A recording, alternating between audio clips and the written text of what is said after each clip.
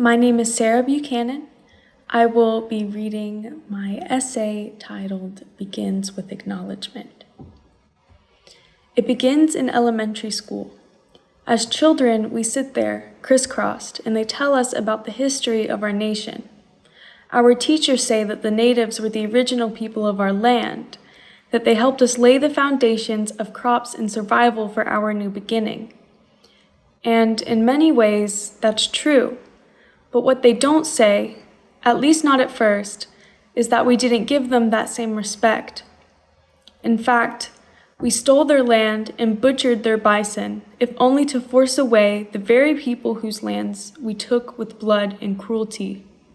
Since our arrival, there has been a crisis for Native Americans.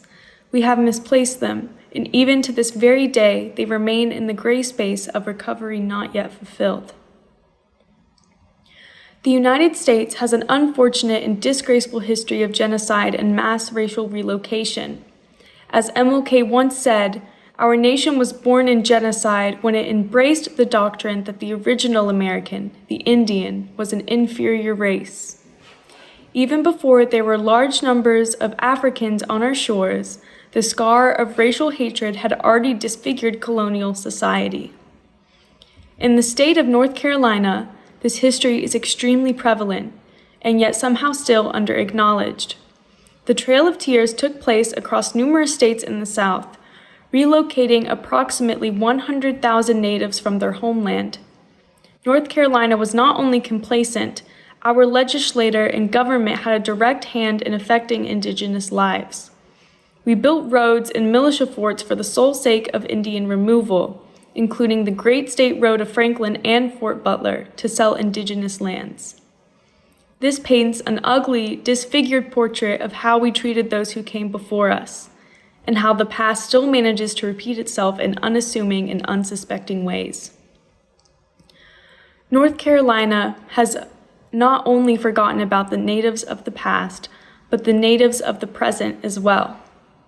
Native women are 3 times as likely to experience violence and twice as likely to be sexually violated than women of other races.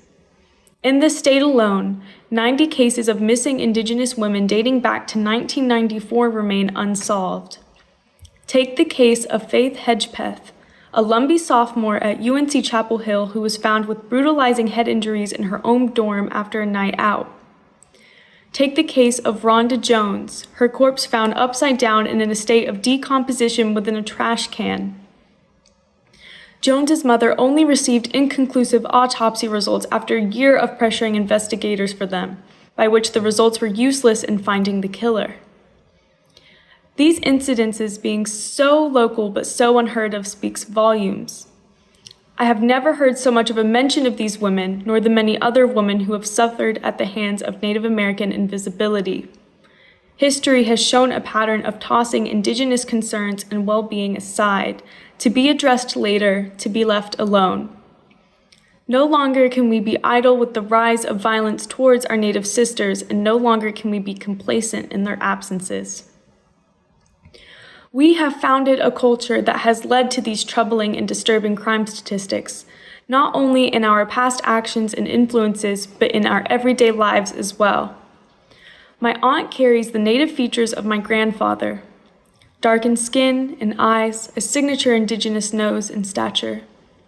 From her younger years onward, she has been belittled, teased, called slurs by her own family members in a joking manner, given Indian-themed gag gifts, and never quite encouraged to connect with her culture. She bleached her skin in the early 2000s before I was born, and although you can still see her heritage on her face, I wish I could have been around to see it in her skin. Because it is not just violent crimes that arise out of unfathomable depths. It is a history and mindset of constantly treating the first humans of this continent as lesser. It is constantly belittling, demonizing, and forcing misconceptions of savagery onto what we don't want to understand.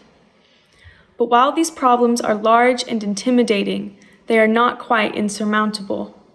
North Carolina must acknowledge a more in-depth look at our local history of Native genocide, from the past and present, along with the historical landmarks made to serve that very purpose.